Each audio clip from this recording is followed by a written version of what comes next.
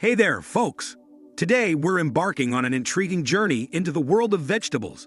But not just any vegetables. We're homing in on those sneaky ones that might not be the best friends for our diabetic buddies. Intrigued? I sure hope so. Before we sink our teeth into this topic, I've got a tiny favor to ask. If you find value in the content and effort behind this video, tapping that like button or subscribing to the channel would mean the world. A virtual high five from me to you. Alright, let's unravel this veggie mystery. When managing diabetes, it's like being a detective. You're constantly piecing together clues about what foods play nice with blood sugar levels. Enter the glycemic index, or GI for short, our trusty guide to understanding how different foods play out in this detective story. Foods with a high GI are like those surprise plot twists, making blood sugar levels spike unexpectedly. On the flip side, foods with a low GI keep the story smooth, ensuring a steady, predictable rise in blood sugar. Now when you think veggies, you probably imagine them wearing capes. Most are superheroes packed with nutrients. What hold onto your hats, because some of them, while seemingly innocent, might be more of an anti-hero for diabetics. These veggies can sometimes be rich in carbohydrates, sugars, or starches, which can be a tad troublesome. Time for some name dropping. First on our list, potatoes. Revered by many, from delicious fries to comforting mashed spuds, potatoes are universally adored. However, for diabetics, this adoration might need some boundaries. A study from way back in 2002, courtesy of the American Journal of Clinical Nutrition, highlighted that potatoes have a pesky high GI. This means they can send blood sugar levels on a roller coaster ride. But get this, the way you cook these tubers matters. Mashed and baked potatoes act like they're on a sugar rush, causing quick spikes, whereas boiled potatoes are a bit more chill. Corn is another veggie we need to chat about. Picture perfect on a summer BBQ. Corn is indeed a treasure trove of fiber and nutrients. However, it's also a bit of a carb enthusiast and has a moderate GI, making it another vegetable to be mindful of. Remember how we touched upon potatoes and corn? Well, it seems they're not the only ones holding secrets. Let's unfold more of this leafy, rooty, and sometimes fruity mystery. First up on our new list is corn. A 2008 revelation from the Journal of Medicinal Food pointed out something interesting. When folks with type 2 diabetes chowed down on corn, their blood sugar levels went on a bit more of a hike compared to those who gave corn a miss. Now let's turn the spotlight to peas. Who would have thought, right? Those tiny green orbs that remind us of childhood dinners. They're like nature's multivitamin, bursting with vitamins, minerals, and fiber. But here's the twist. They're also kind of carbohydrate enthusiasts.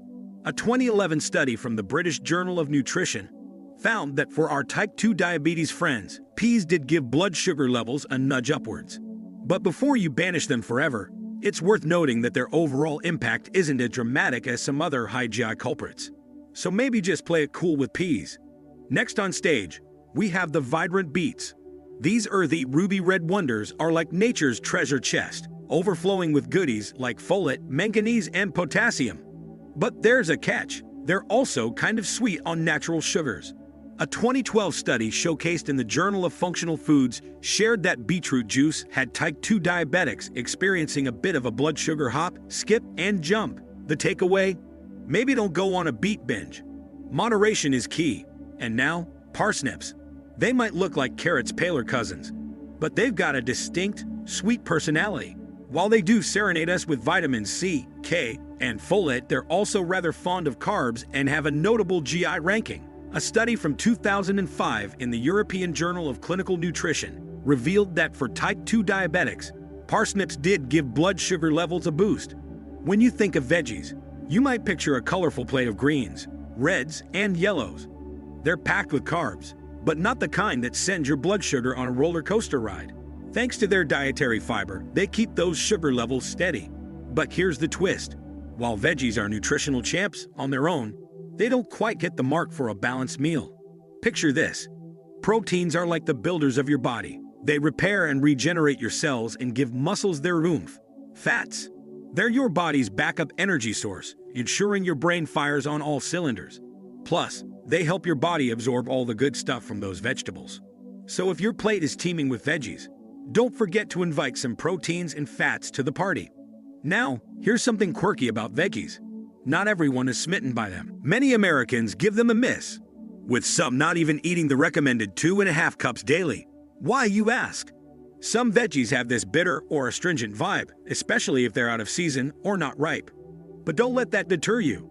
A little culinary magic, like roasting, grilling, or seasoning them with spices and herbs, can transform them. Throw in some cheese or a tasty topping, and you've got a dish even the skeptics would love. However, let's also address the elephant in the room. There have been instances where veggies were the culprits behind some foodborne illnesses. Most of these were linked to the norovirus from contaminated water. The good news: these risks can be minimized by washing your hands frequently and giving those veggies a good rinse and pat dry. Also, a pro tip from the FDA: keep your veggies away from meats and always clean your kitchen equipment before switching from meats to veggies. Another tidbit to consider: pesticides. They help in farming but might bring along some unwanted guests, chemicals. Some of these are believed to affect the development of young kids' nervous systems, possibly causing other health issues too.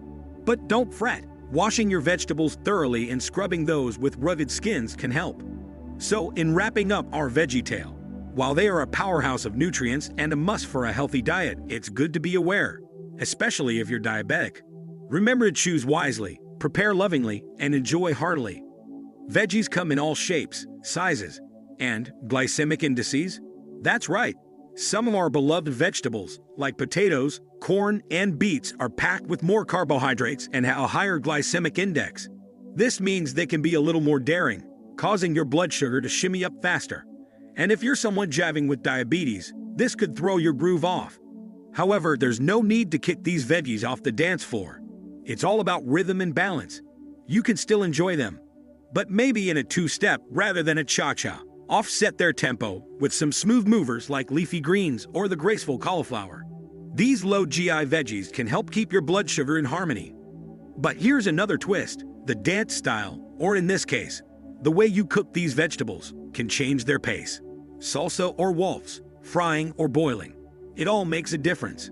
Boiling and steaming are like the gentle waltz, keeping the GI on the lower side, whereas frying can be that fast-paced salsa.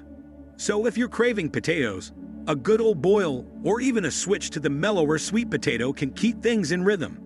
But hey, every dancer is unique. If you have diabetes, it's always good to have a coach. Consult with a dietitian or healthcare professional who can tailor the music to your steps, ensuring you have the best diet possible. To wrap up our little dance through the world of veggies, they're the life of the nutrition party. But if you're dealing with diabetes, it's essential to choose your dance partners wisely. By balancing those high-tempo veggies with some smoother tunes, you can enjoy a diet that's rich in flavor and health, all while keeping your diabetes in check. Dance on!